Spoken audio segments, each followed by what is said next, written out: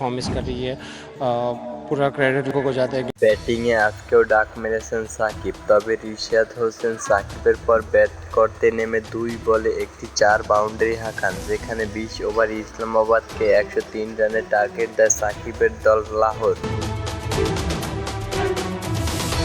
এর আগের ম্যাচে ব্যাট পিচ ছিল এবং স্পিন পরিকল্পনা ছিল না বলেই সাকিবকে 1 ওভার করানোর পর তাকে আর বোলিংয়ে আনা হয়নি। তবে এই ম্যাচে স্পিন নিয়ে খুব ভালো একটা পরিকল্পনা ছিল, যে কারণে একাদশে 2 বাংলাদেশিকে সুযোগ দেন লাহোর।